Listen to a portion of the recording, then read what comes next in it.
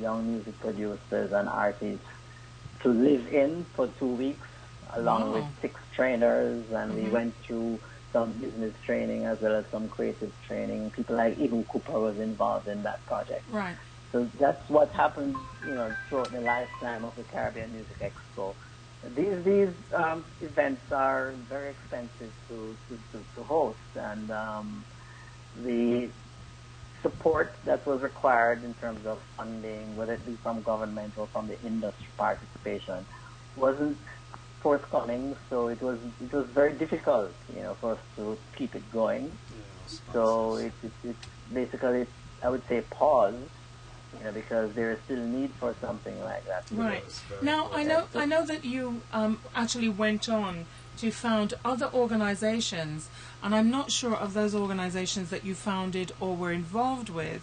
How many of them are Well, still I active? was I was involved with the formation of a few organizations in Jamaica. I think the first one I got involved with was an organization called the Jamaica Association of Composers, JCap. JCAP, Yes. Jamaica Association of Composers, Artists and Authors, producers? and Publishers. Okay. Music Publishers. publishers. Right. Yeah, I was a member of the first board of directors of that, and that is basically a collection society that represents songwriters.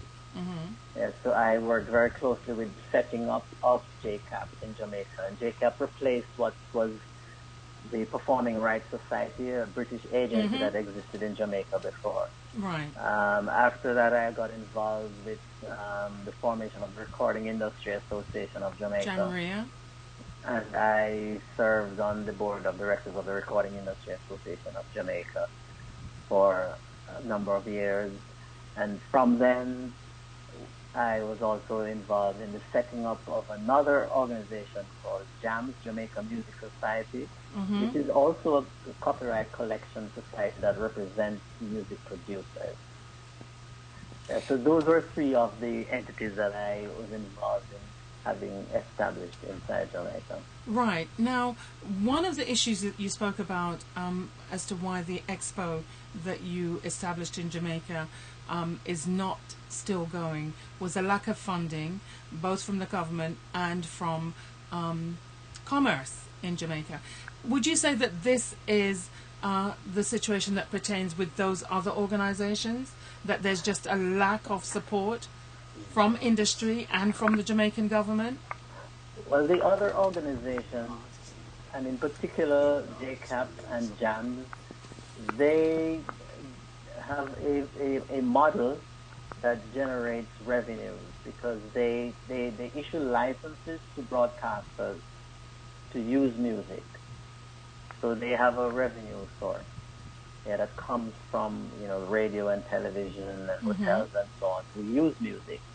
So their model, is self-sustaining, whereas for a music expo, you have to build it over a number of years and get, you know, ongoing, growing participation where people see value in what you're doing and will pay a registration fee to attend the expo. Mm-hmm. And to get to that point, you normally require some amount of, seed funding over a period of time to build the event to get to the stage where it can stand on its own. And that never really happened for the Caribbean Music Expo. Mm-hmm. So, I mean, what about the artists? Tell me about some of the artists that you've worked with over the years in whatever capacity, whether as an attorney, as a promoter. Well, oh, that's a very long list. Some of the main uh, ones, then. the very first artist I actually, apart from doing the Slan Robbie concert, the very first artist I represented was Half Life. And I worked with him for a number of years, during the time when he had his business relationship with the Rolling Stones. They covered one of his songs, and I represented him in all of throughout that period. Since then, I've worked with as attorney or manager for a number of people: Freddie McGregor, Jack Raddick, Julia Tucker, Tyga. Uh, I can't remember. And if I could get more current, I now represent Chronic. I've represented Queen Africa, Busy Signal, a lot. It's quite a long list of persons Are that I have you worked with. just from the names that you've mentioned, Lloyd? Then are you affordable to the young artist, the new artist who's coming into the industry who doesn't fully understand the business? And what advice would you give to a new artist who couldn't afford your services? I think I'm affordable because I think what I offer is valuable service. Mm-hmm. And I see artists, what I've found is that artists don't place enough emphasis on services that are vital to the development of their Absolutely. business.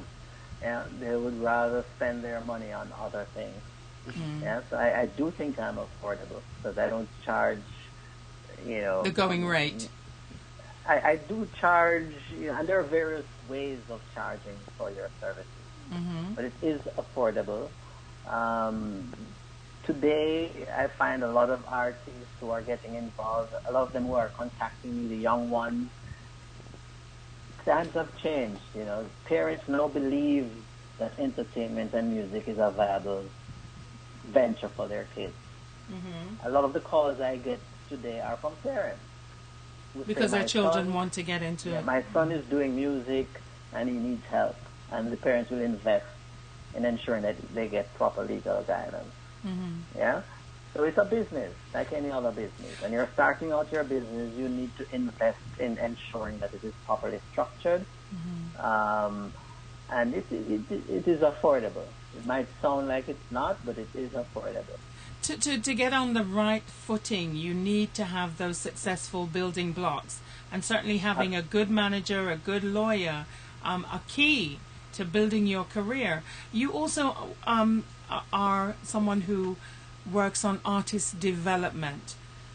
What do you see is the problem with this crop of artists who are out there? And I'm not talking about the ones who are making some headway, the new artists like a Protege or a Chronix or Morgan's Heritage. The other artists who seem to be mired in static. They're not going anywhere. They're just a big fish in a small pool. How do they break out of that small pool and get into the international market? I think the business of music revolves around good songs. Yeah? Mm-hmm. So you have to start with, dedicating yourself to writing good songs.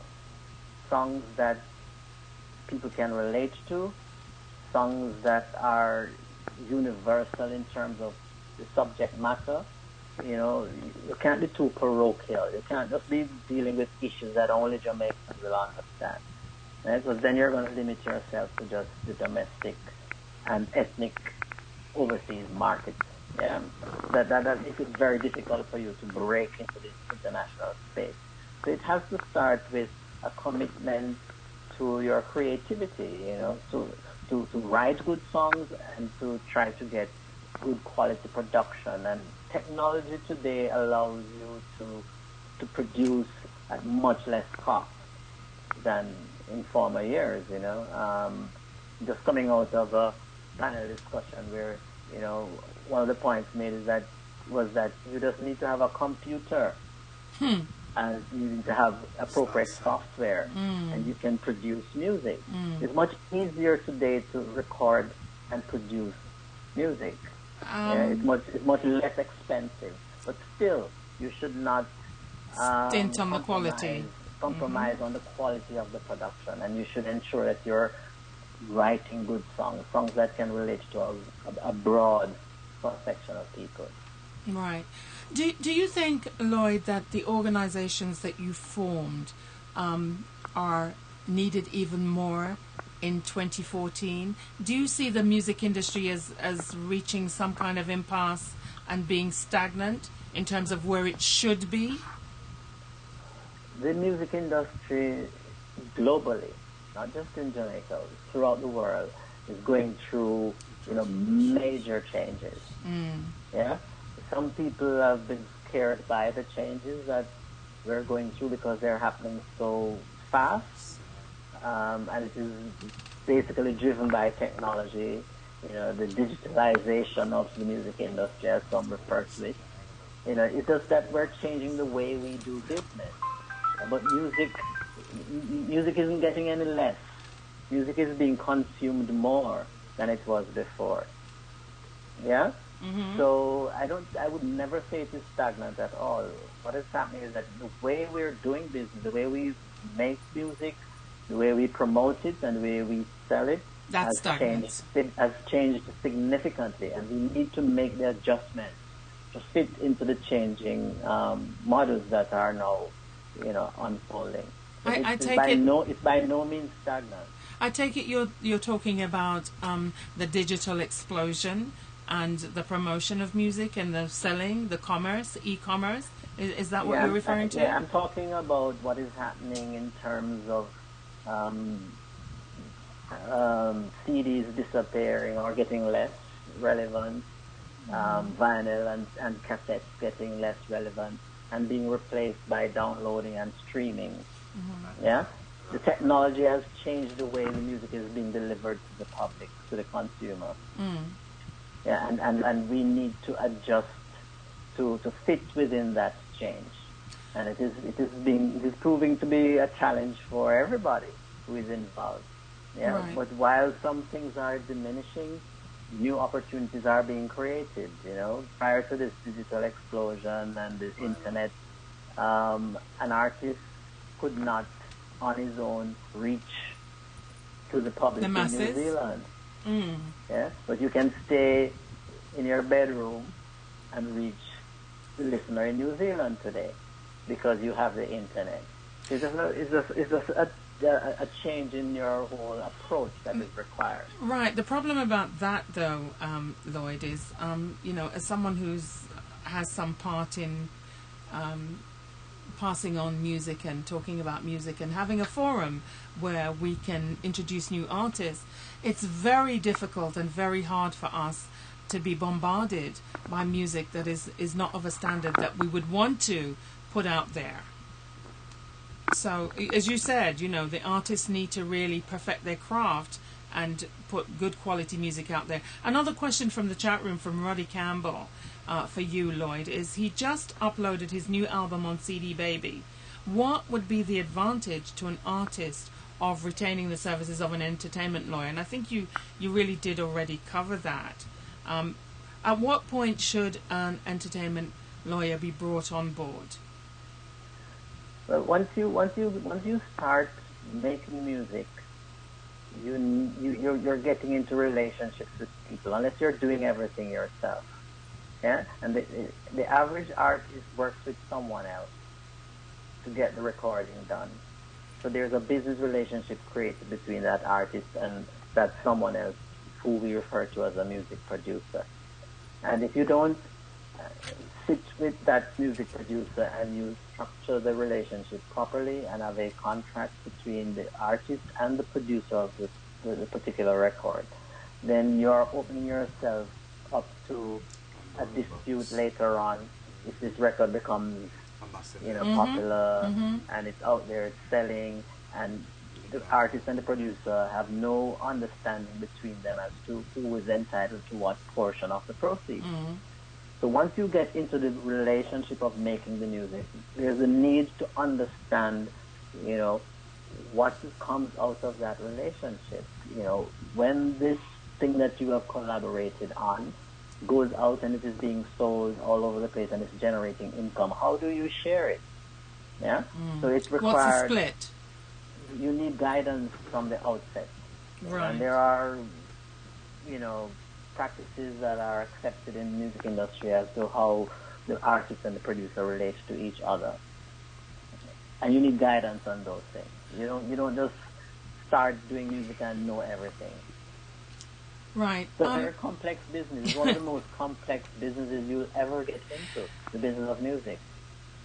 Very complex.